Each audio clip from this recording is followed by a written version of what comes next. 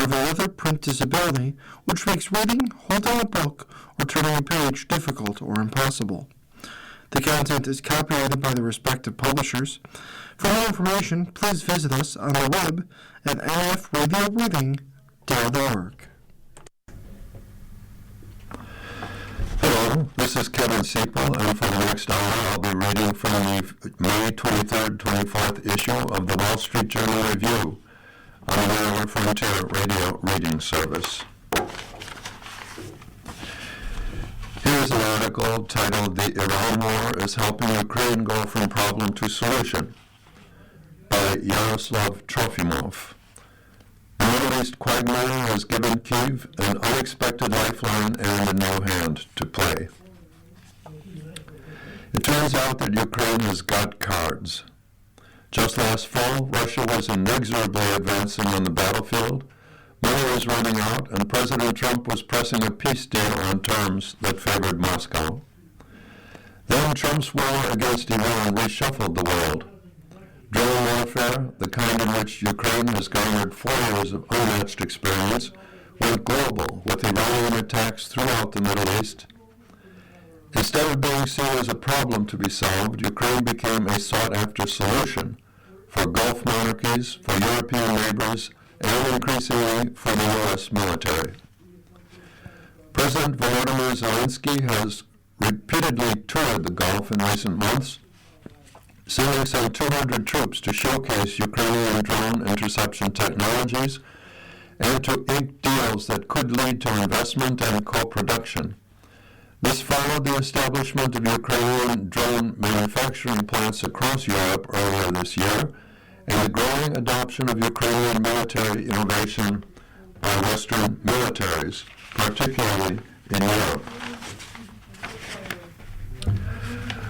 Our technological game changers have transformed the war. There is now a shift from seeing Ukraine as just a recipient of aid, as a consumer of security, to viewing it as a subject, a contributor to security. Ukraine's Deputy Foreign Minister Mariana Betsa said, "Ukraine has shown leadership not just in the war against Russia, but also in the global conflict that now involves the Middle East." It's thanks to an edge in using drones, thousands of which are made daily, that Ukrainian forces have been able to offset Russia's manpower advantage. The front line was mostly stabilized, as Russian advances were stalled, and Ukraine managed to regain some strategic ground. Ukrainian-made drones and missiles are also increasingly bringing the war home to Russia, including the recent attacks on the heavily protected capital, Moscow. Meanwhile, transatlantic tensions fueled by the war on Iran have made Ukraine even more relevant to its closest allies in Europe. Angered by European nations' refusal to join the campaign, Trump has ordered the withdrawal of thousands of American troops from Europe and said that he is considering leaving the North Atlantic Treaty Organization altogether. As risks of a broader war in Europe loom, European defense and security officials increasingly view Ukrainian capabilities as fundamental for the continent's own future security. The European Union, which provides most of the foreign funding for Ukraine, in April completed a $105 billion lifeline for Kyiv, ensuring its defense needs through next year. If our main worry right now is security, then who knows best how to fight and defend in a modern war? It's Ukraine. Kaja Kallas, the EU's High Representative for Foreign Affairs and Security, said in an interview, "They have the most experienced military.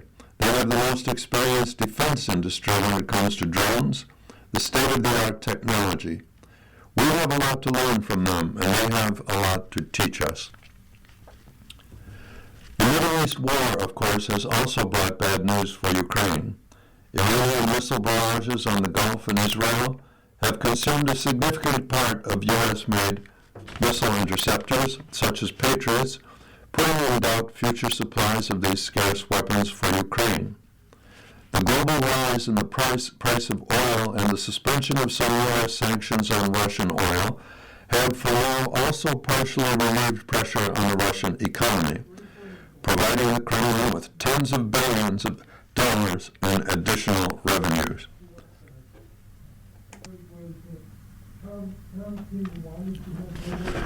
Ukraine's intensified strikes on Russia's oil ports and pipelines, however, have made it harder for Moscow to cash in on that windfall. As new Ukrainian drones and missiles hit Russian energy sites almost daily this spring, the hope in Kyiv is that the pain suffered by Russia will compound so significantly that President Vladimir Putin will be compelled to a deal sparing each other's vital infrastructure, including the power grid, before next winter sets in. The only way to end this war is by moving it to the enemy's territory, and we are doing precisely this successfully with our Ukrainian weapons, said Alexander Kamyshin, Zelensky's top advisor overseeing the Ukrainian defense industry.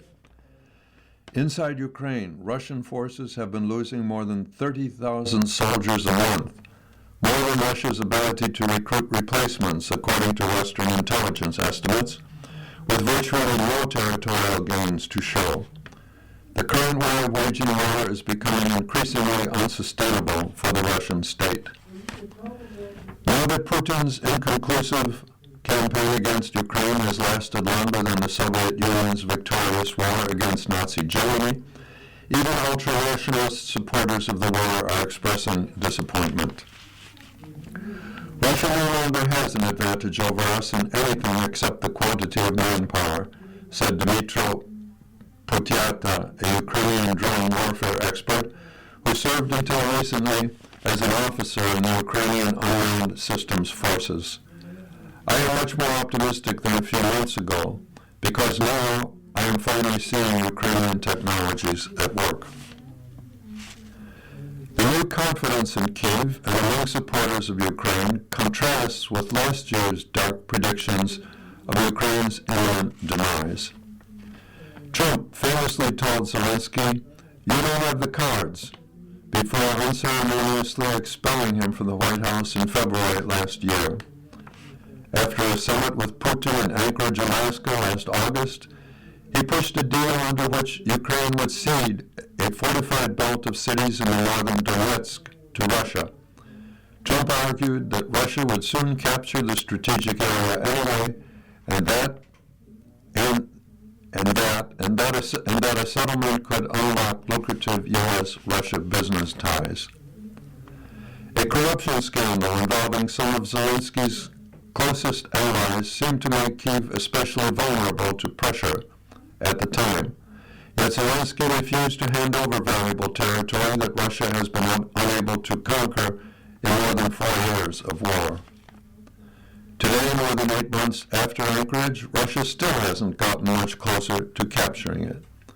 In a March interview after the U.S. military asked for assistance against Iranian drones, a beaming Zelensky quipped that he had the cards all along, but as a good player, had chosen not to show them.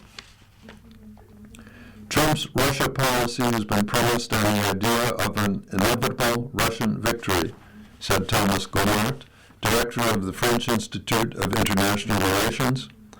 In reality, the element of strategic surprise for Washington and to a lesser degree for Europe turned out to be the level of Ukrainian military resistance, combined with how Ukraine has managed to organize itself in industrial terms to sustain this over the long run. This doesn't mean that Trump has lost interest in a rapprochement with Putin, but the prospect of such a diplomatic breakthrough has been undermined by his failure to compel Iran's leadership into an agreement acceptable to the U.S. despite weeks of airstrikes. Putin likely believed that he could make a deal with the U.S., and Washington would not enforce it on Europe and Ukraine, said Jennifer Kavanaugh, Director of Military Analysis at Defense Priorities, a think tank urging restraint in U.S. foreign policy.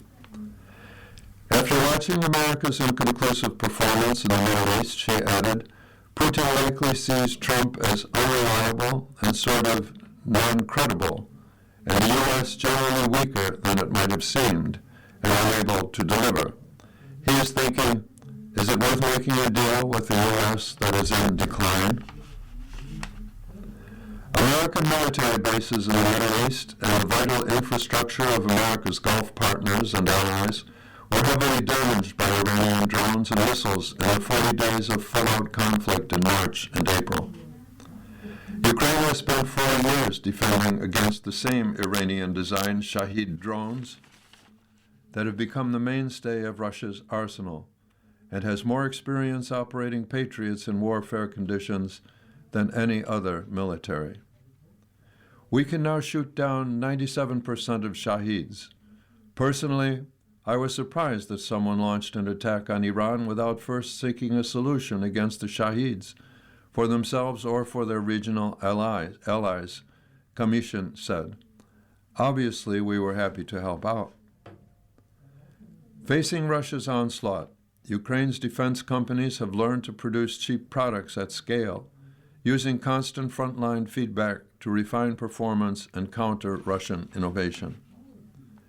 All these capabilities are integrated in a single Ukrainian-designed Delta battlespace management and awareness system that connects feeds from drones, sensors, satellites, and other information sources, enabling real-time command and control across the entire military. In a recent testimony, U.S. Army Secretary Daniel Driscoll said the system is absolutely incredible, outmatching comparable U.S. platforms. With U.S. defense companies facing multi-year production backlogs for critical items like missile interceptors and traditionally reluctant to share technology or co-produce locally, Ukraine, alongside other defense manufacturers like South Korea and Turkey, has emerged as a valuable alternative, a senior Gulf official said. Even before the war on Iran, Ukrainian defense firms were working with Saudi partners, a cooperation that is expected to expand dramatically as the Iranian regime remains undeterred, continuing occasional strikes on Gulf states. The Ukrainians have displayed a willingness The Ukrainians have displayed a willingness to explore ways to cooperate, and it's been reciprocated, said Idris al-Zakari, chief executive of the Riyadh-based defense company Science Technology, which also makes Ukrainian-designed drones. Trump has dismissed Ukraine's drone capabilities, repeating his no-cards assertion. U.S. military officials, however, say they are closely working with Kyiv to prepare for the new drone-dominated ways of waging war. We've adopted a large number of tactics, techniques, and procedures that the Ukrainians have passed to us that helped us to defend Americans. All our partners are working with the Ukrainians in some way, shape, or form. The commander of the U.S. Central Command, which is responsible for the Middle East, Admiral Brad Cooper, said in a recent congressional hearing. Are they more effective as a result? Yes. End of article. Here's a brief article titled New Clues on Why We Prefer One Hand Over the Other by Alan Woodward. Research links right-hand bias with evolutionary development and upright walking. Have a tendency to reach for a racket, a pen, or a glass with one specific hand? New research traces the answer back millions of years to the time when our ancestors stood up. When we shifted from climbing trees with 4 limbs to walking upright on 2, we freed up our hands for gripping food, hunting, and even crafting tools. A preferred hand made such tasks more efficient, according to a recent paper in the journal PLOS Biology. And coupled with a growing brain, more on that in a bit, the right hand later emerged as a clear favorite. No other primate species shows such a strong preference for one hand over another. 90% of people are right-handed. We are unique for how strong our handedness is, The fact that most humans are going to use their dominant limb for essentially everything they do, said Rachel Hurwitz, a University of Oxford biological anthropologist and co-author of the recent paper. The researchers examined studies on 41 primate species along with some human ancestors. They identified hallmarks of humanity such as tool use, habitat, diet, social structure, brain size, and upright walking. Statistical modeling concluded that brain size and walking upright best explain our one-hand bias. A timeline helps provide the picture. About 6 million years ago or so, our ancestors transitioned from climbing trees to walking on two legs, opening up the possibility of having a preferred hand. The level of dexterity and control humans have is only possible thanks to this high level of specialization and directionality, said Thomas Pichot, an Oxford evolutionary anthropologist and another co-author. The bias toward the right hand in particular came later in our evolutionary history. About 3 million years ago, human ancestors started developing bigger brains, and dedicated parts began to control different functions. The brain's left side became responsible for language, logical reasoning, and coordinating tool use. That region also controls the right hand, which some scientists believe helps explain the right hand bias. Still, some mysteries linger. After all, there are plenty of lefties. It's not that left-handed folks have smaller brains, Hurwitz said. End of article. You're listening to a reading of articles and features from the Wall Street Journal Review on the Niagara Frontier Radio Reading Service. Here's an article titled, Coca-Cola fans are at war with themselves. We are once a nation of Coke versus Pepsi. Now the real debate is Diet Coke or Coke Zero, by Adam Chandler. For decades, Diet Coke has been a durable pop culture icon, as much a symbol of boardroom swashbuckling as high-fashion society. Its buzzy 1980s origins featured endorsements from celebrities including Paula Abdul, Whitney Houston, and Demi Moore. More recently, limited edition Diet Coke cans were released to coincide with The Devil Wears Prada sequel. The soda is also beloved across generations. It has been given the mantle of fridge cigarette by a Gen 2 cohort who, according to Cosmopolitan, want to blow off steam without the actual fumes, and is repped by quintessential baby boomers, including Bill Gates, in a TikTok he posted of himself recreating Warren Buffett's recipe for Dusty Diet Coke. That's a bizarro mix of the soda, vanilla ice cream, chocolate syrup, and malted milk powder. Even the magic button that summons Diet Cokes to the Oval Office reappeared on the Resolute desk last January, much to the irritation of the Secretary of Health and Human Services. All of this soft drink, soft power belies an uneasy truth for Diet Coke fanatics. The diet soda sweeping the nation is actually the beverage's own sibling. Coke Zero Sugar, part of a zero-sugar soda boom that accounted for 52% of growth in soft drink sales last year, according to the market research firm Circana. Sales of Diet Coke, by comparison, have been, well, pretty flat since the soda peaked in popularity in 2006. As Coke Zero gets bigger and threatens to dethrone DC as the most important diet soda property in the Coca-Cola extended universe, the feud between Diet Coke fans and Coke Zero drinkers is getting pretty fizzy. Coke Zero is garbage, Heather Bahastrani, a New York advertising executive and Diet Coke loyalist, explained in a text. It doesn't have the refined, refreshing taste with a subtle buzz that I get after cracking open a chilled can of Diet Coke. Asked if there is any salvation for the world's Coke Zero drinkers, Jordan Trumbull, a Diet Coke acolyte and Episcopal priest in West Virginia, thoughtfully hedged. I would say that no one is beyond the reach of God's grace and mercy, but also, I just don't understand it.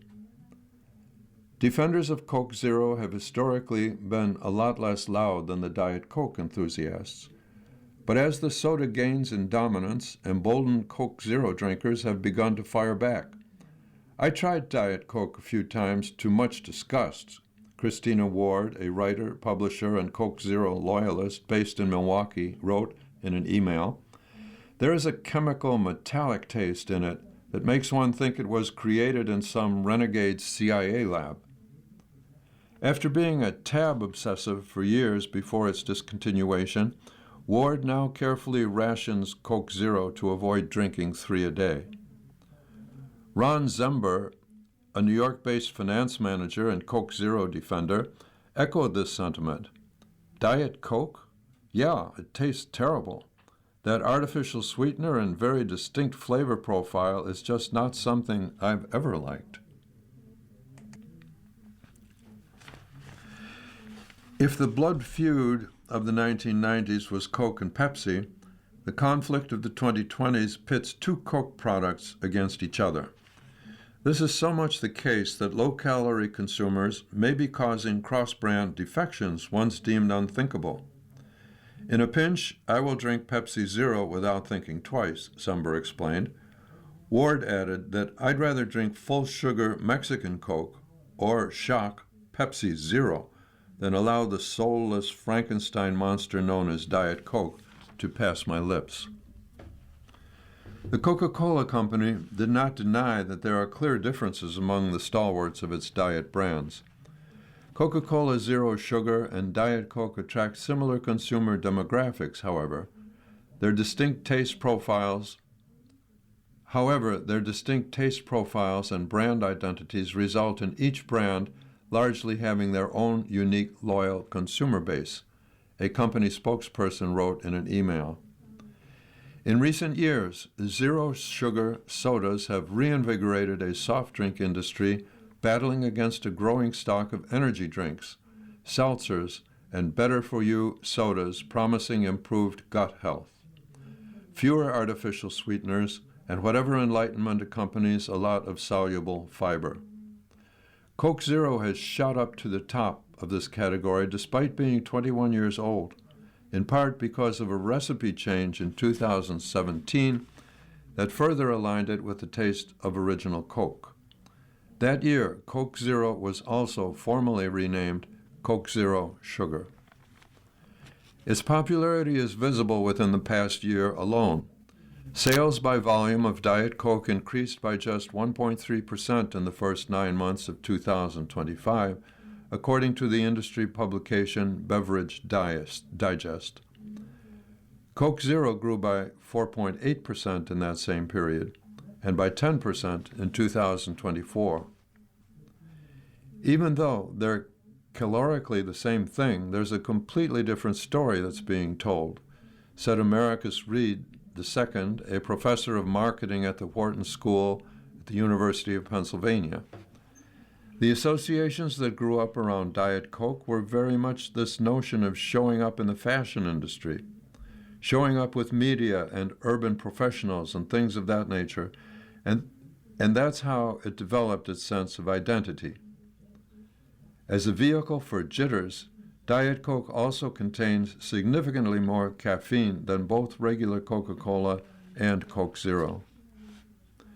Meanwhile, Coke Zero in both taste and theme more resembles classic Coca-Cola, whose marketing notes have more to do with barbecues, first dates, and baseball games. By being zero-calorie without using the word diet, Coke Zero has also courted a different set of consumers. The 2-part mythology of Coke Zero is not only to get the men, but it was supposed to be a simulacrum of the full-sugar Coke, said Pam Geist, a Diet Coke loyalist and the director of brand innovation at ESPN. It is supposed to have the same mouthfeel as full sugar. The bubbling feud between Coca-Cola products could shake Diet Coke's incumbent status at soda fountains across the U.S. It is my biggest pet peeve that restaurants in the U.S. act like Diet Coke is the only option. Ike Uche, a college administrator in New York, wrote in an email, "I'm convinced 80% of people are just ordering it out of muscle memory at this point and have no idea how much better Coke Zero is." The most extreme Diet Coke drinkers, in hyper-commitment to their cause, have taken to smuggling personal caches into international markets where Coke Zero has become the default low-calorie soda. As tensions mount, the big question is whether there is a single nonpartisan soul who can enjoy both sodas in peace. According to its own data, Coca-Cola claims that 10% of its consumers drink both, and yet, even among that very small set, there are still biases. DC is and always will be the cream of the crop.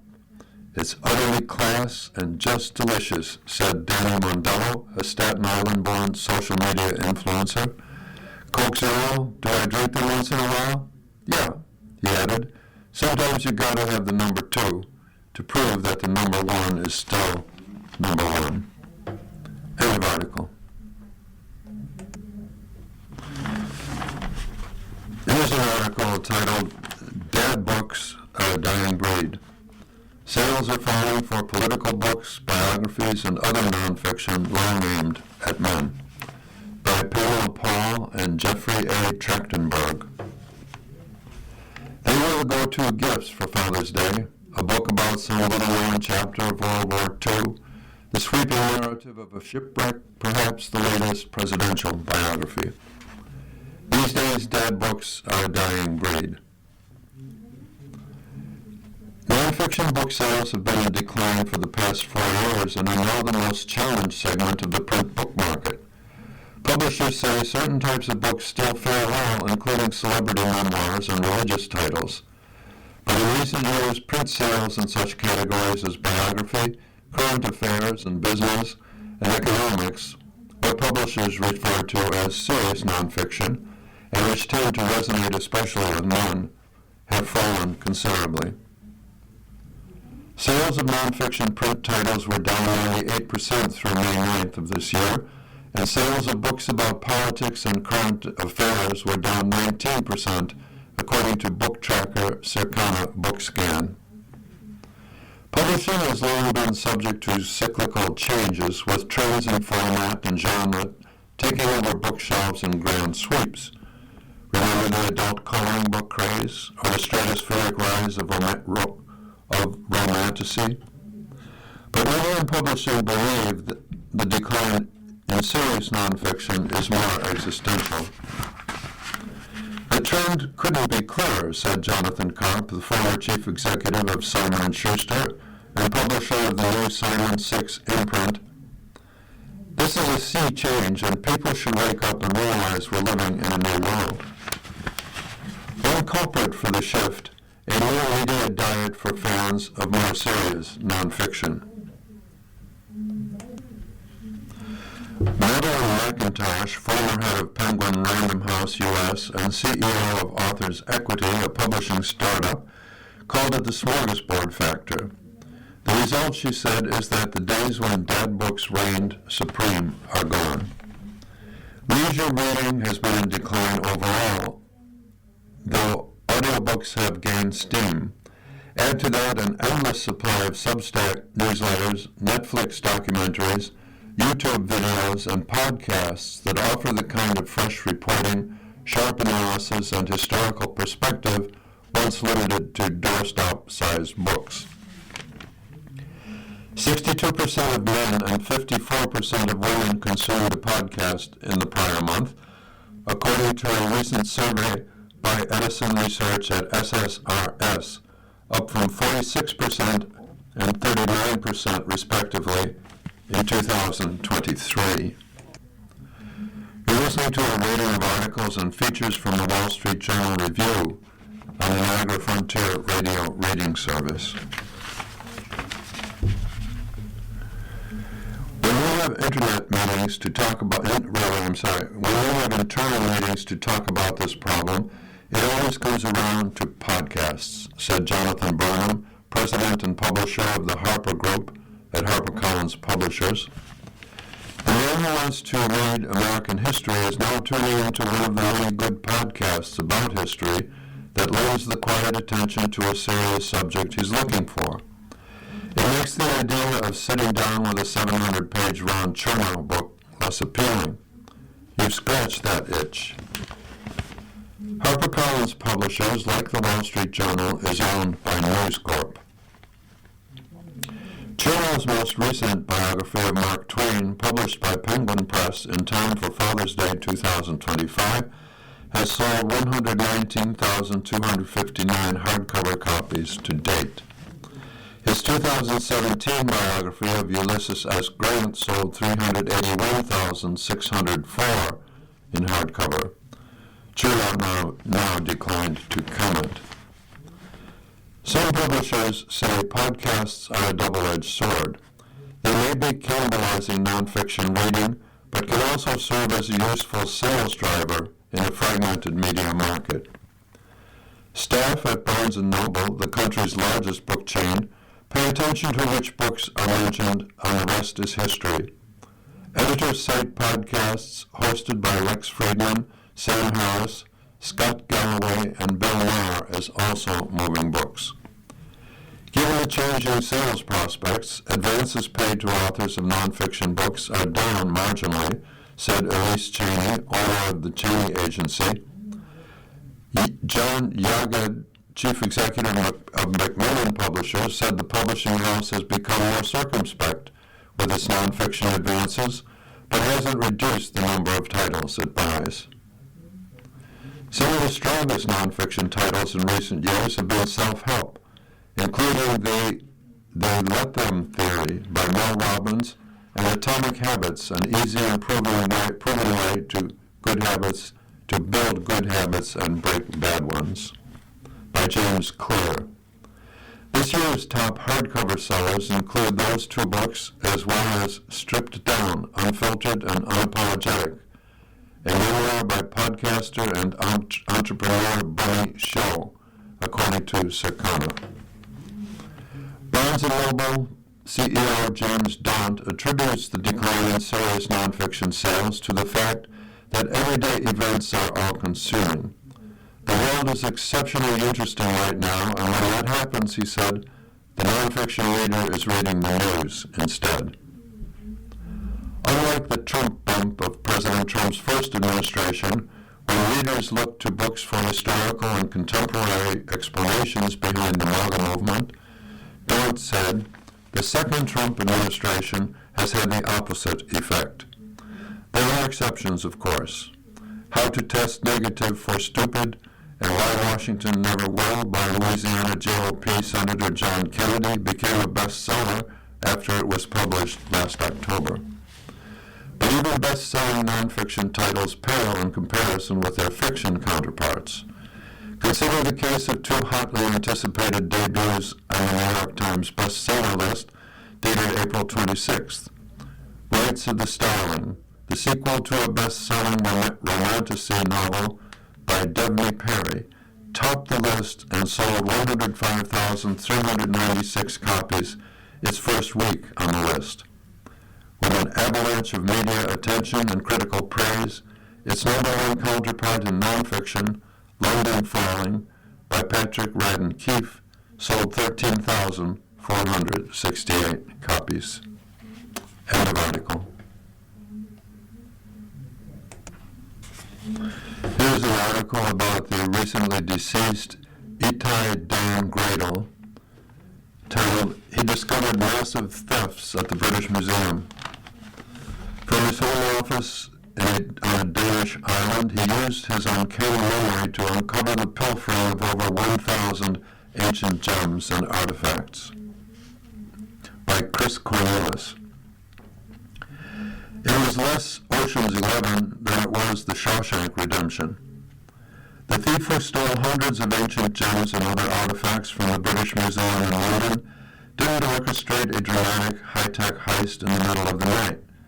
He took the rocks out of the building a little bit at a time. Security didn't notice they were gone. Neither did management, or the museum's more than 6 million annual visitors. But from his home on a small Danish island, Itai Dan Gradel noticed. A dealer of ancient gems, Gradel mined eBay and auction houses for treasure the way archaeologists look in the ground. What I'm looking out for is the mistakes and the stupidity of other dealers and auction houses, he told New Yorker in 2024. That is where the bargains are. In 2020, he began to suspect that some of the bargains he had seen and even bought on eBay had been pilfered from the museum, one of the most popular in the world. He soon was convinced that the thief was a long-time curator there, but it wasn't a simple matter of alerting management. He had to prove that a theft had occurred. The thief hadn't stolen a famous painting whose absence would leave an empty space on the gallery wall. The ancient gems weren't on display. They were stored in the museum's collection of more than 8 million objects, millions of which had never been individually cataloged. When Gradel told the museum's deputy director in 2021 that it had been the victim of a massive theft by one of its curators, he was brushed off. In fact, he was told that no theft had occurred. Proving otherwise became Gradel's all-consuming passion. He had reviewed the museum since he was a teen and was incensed by the idea that a theft was continuing and that it was being perpetrated by a curator. But if he was going to see it settled before he died, he didn't have much time. I could barely think of anything else, he told the BBC. The only way I could deal with it was by letting it take over my life, letting it become an obsession. Itai Dan Gradel was born on January 29, 1965, to Kirsten and Morris Gradel in Haifa, Israel, and grew up mostly in Viborg, Denmark. His mother was a doctor, his father was a teacher, who possessed a sarcastic and ironic sense of humor that he passed down to both Itai and his brother, Kim. At a young age, Gradel realized that he had an impressive capacity for memory. As a child, he knew the names of all the popes and the dates of their papacies, as well as the names and pertinent dates of England's kings and queens.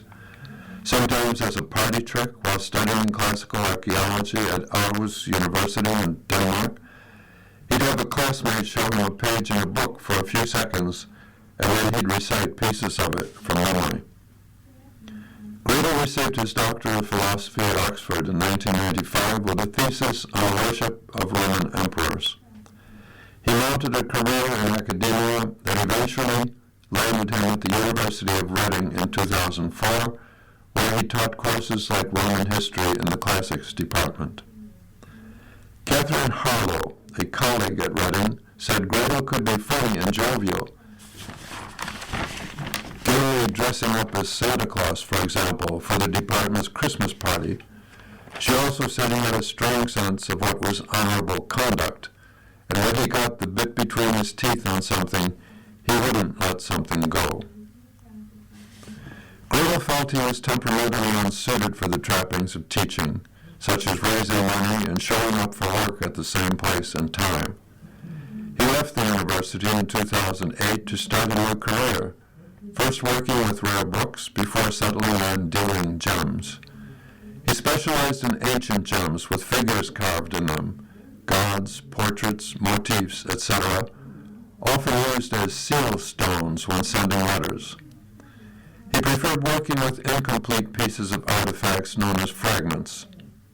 With complete pieces, you're told everything, and it's too easy, he told the New Yorker, whereas if you only have a tiny fragment, it's like doing a crossword puzzle. You have to argue, to research, and to reconstruct the entire object. Bringing history and context to an item brought it greater value, and selling them is how Gradel made a living. But Rolf von Kehr, a friend and antiques dealer, wrote in a tribute that Gradel was completely uninterested in profit, but driven by a desire that an overlooked object should be properly appreciated once more. About a decade ago, Gretel started buying pieces at unbelievably low prices on eBay from a seller who used the handle Sultan1966 and the name Paul Higgins. Around 2020, Gretel started to notice something troubling about pieces that Sultan1966 had posted to eBay. They looked familiar. He cross-referenced books, a catalog from the 1920s, and photos on the British Museum's website, and became convinced that some of the items he'd seen on eBay were part of the museum's collection. Gretel did some digital archaeology and learned that although the name of the eBay seller was Paul Higgins, the name on his PayPal account was Peter Higgs, and that Peter Higgs, he soon learned, was a longtime curator at the British Museum. The museum's management didn't just brush him off. Higgs was eventually promoted.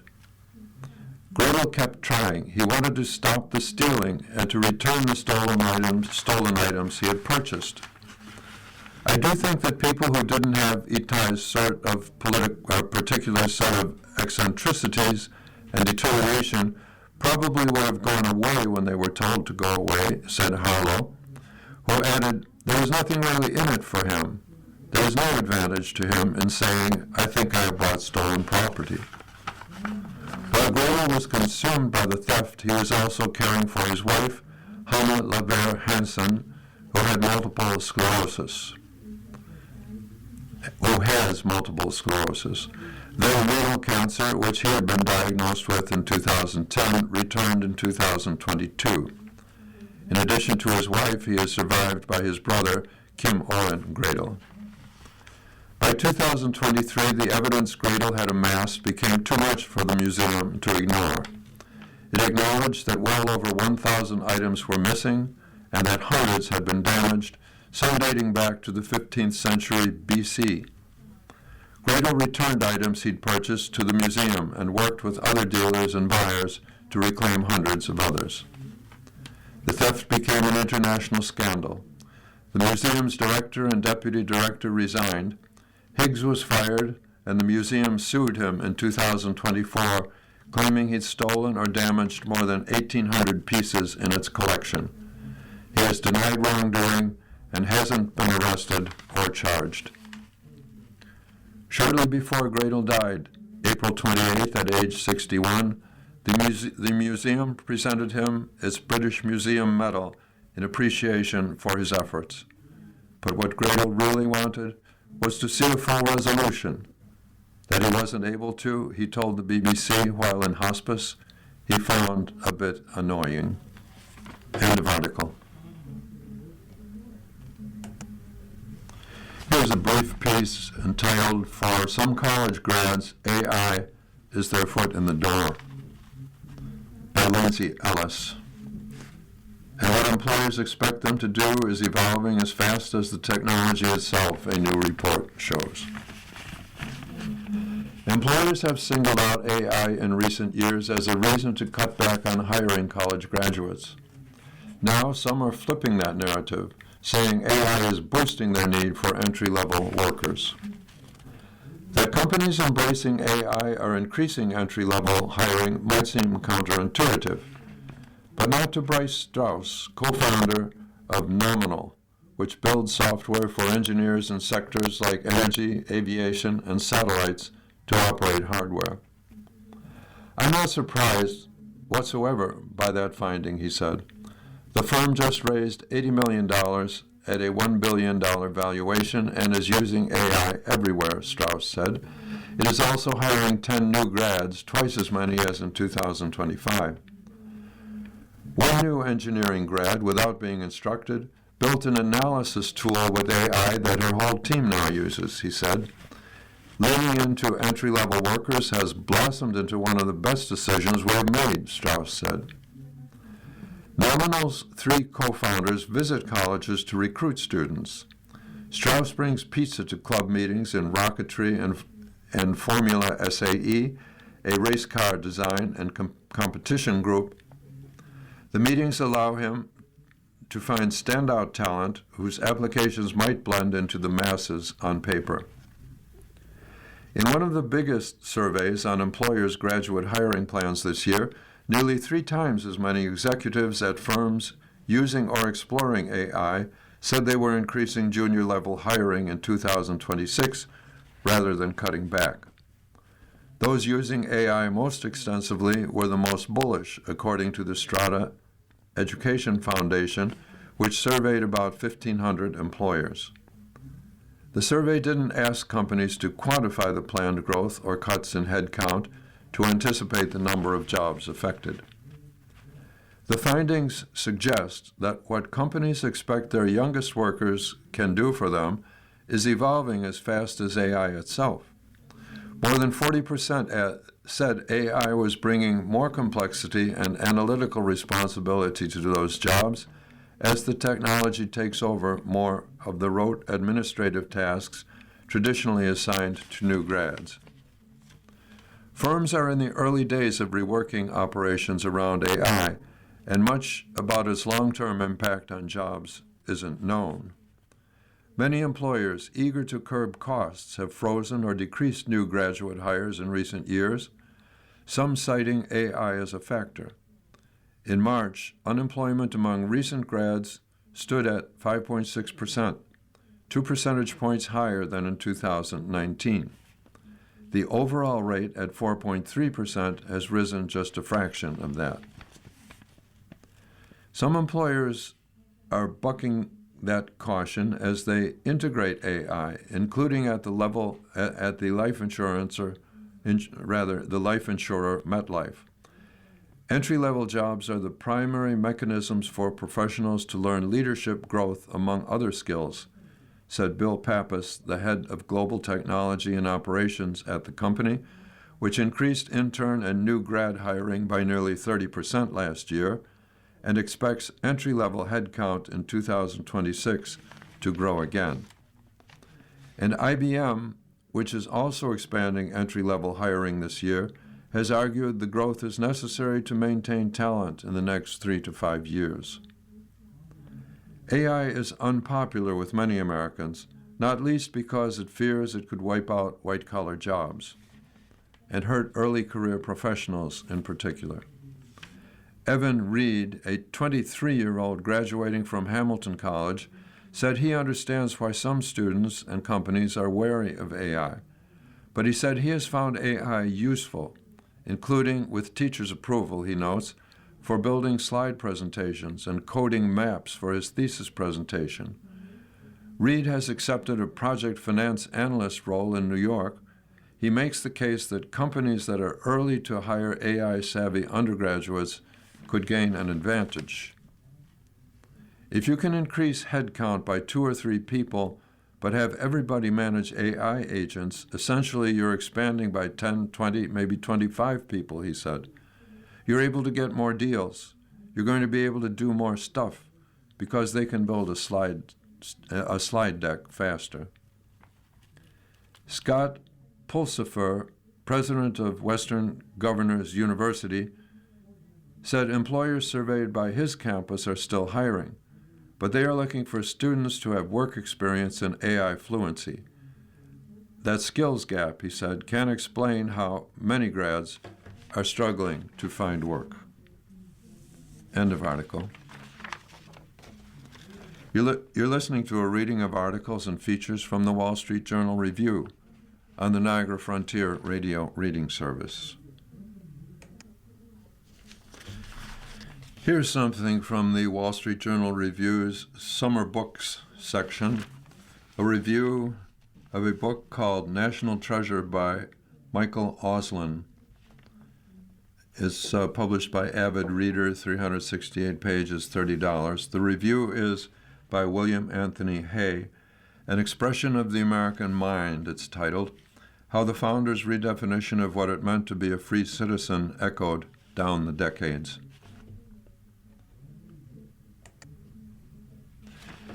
In February 1924, the iconic engrossed parchment of the Declaration of Independence was installed for public display at the Library of Congress. A bronze shrine in the West Wall suited what President Calvin Coolidge would later call a great spiritual document. At Independence Hall in Philadelphia in July 1926, Coolidge addressed a gathering to commemorate the 150th anniversary of the Declaration. He called upon the Assembly to affirm and reestablish those old theories and principles which time and the unerring logic of events have demonstrated to be sound. Framing the Declaration as more than a manifesto establishing a new nation, Coolidge described it as everywhere to ennoble humanity. That made it an object to venerate as well as a beacon amid political storms. Michael Auslin terms Coolidge's interpretation more intelligible and congenial to ordinary Americans than the abstract musings of scholars. In National Treasure, How the Declaration of Independence Made America, Mr. Auslin traces the Declaration's two separate roles. It was both a foundational statement of principle that successive generations would invoke for varying purposes, and a physical object linking Americans with their country's founding. Only by telling the full story can the vital role of this treasure come into view. Mr. Auslin, a fellow at the Hoover Institution and the author of The End of the Asian Century, 2017, recounts that riveting tale with clarity and verve. Describing July 4th, 1776 as an anticlimax might strike a dissonant note for most Americans. But he observes that the real decision came 2 days earlier, when Congress voted for independence. John Adams, indeed, told his wife Abigail that July 2nd will be the most memorable epocha in the history of America. The formal declaration merely ratified that decision with an eye to winning essential foreign support. Congress had deliberated for weeks before a majority in favor of independence became a unanimous vote, setting the stage for the next step. Mr. Auslin recounts those debates and the drafting process of a document later described by its primary author, Thomas Jefferson, as an expression of the American mind. The indictment of British rule mattered more at the time than the preamble. By making clear how a government should never act, Congress implied what was meant by just governance with the consent of those governed. The Declaration thus laid a lasting foundation before taking on a life of its own. Later Americans, and many others around the world, would express what they believed had been implied.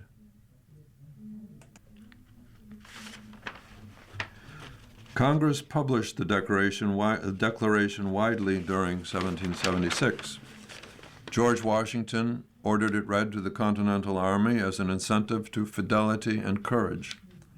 Americans would not retreat from independence despite the strain of war and an offer of British concessions in 1778 aimed at reconciling the dispute. Congress issued the Declaration as part of a package that included a model treaty with foreign states and articles of confederation that defined how the U.S. would be governed. Justifying separation from Britain, Mr. Auslin shows, was only one part of a sequence of measures designed to make the American case to what Jefferson called a candid world. At home, the Declaration receded from view as attention focused on the struggle to win independence.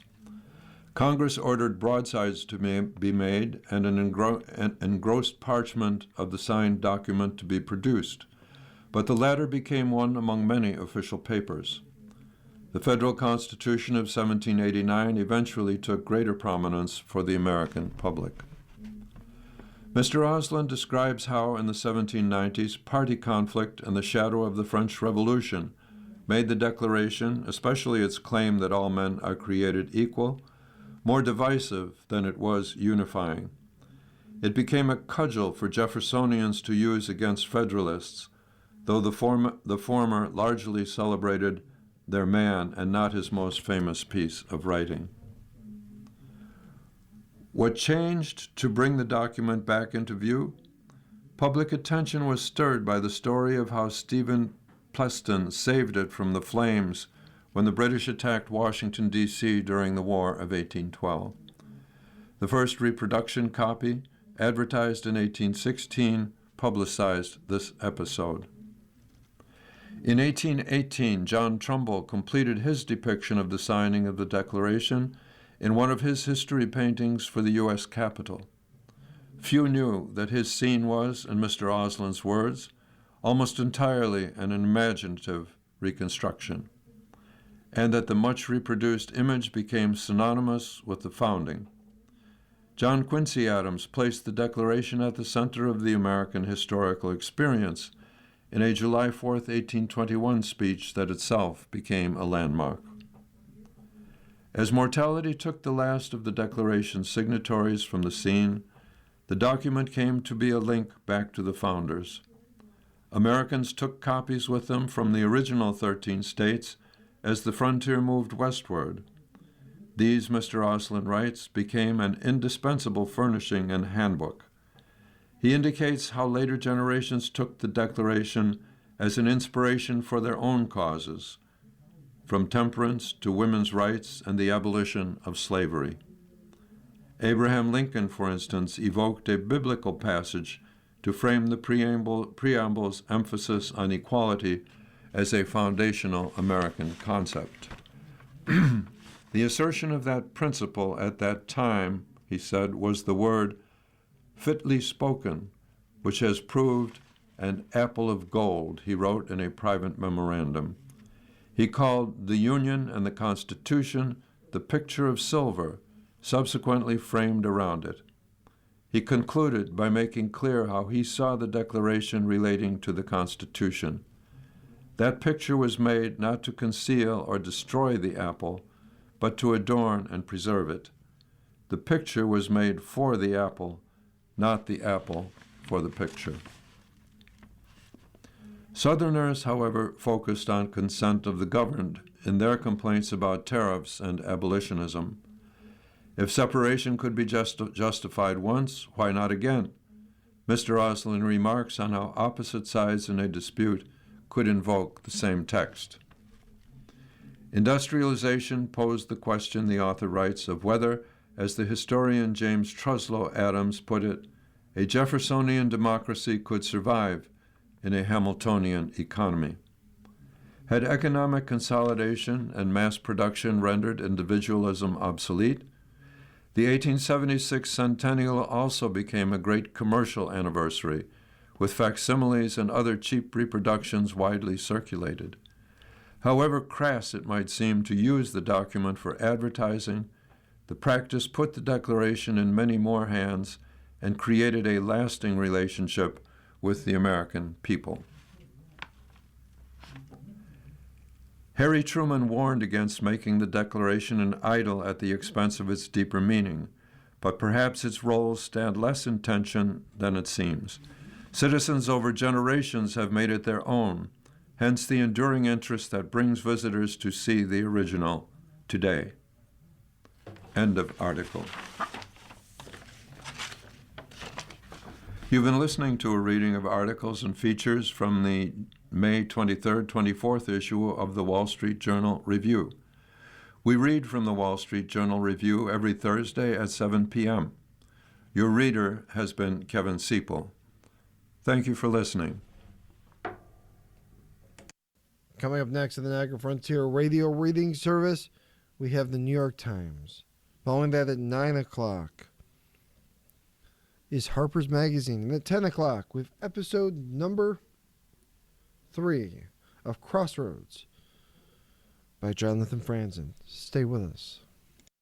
If you or people you know shop at any of the Dash's supermarkets, please save Dash's register tapes for radio reading. Our agency receives $2 for every $100 in Dash's register tapes. Radio reading has raised thousands of dollars so far.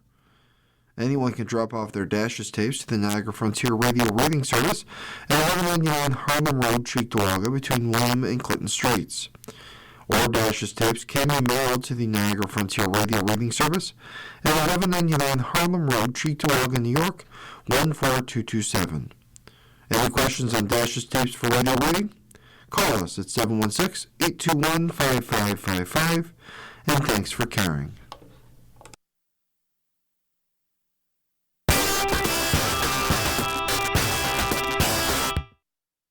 The following program is intended for listeners who are blind, have low vision, or have another print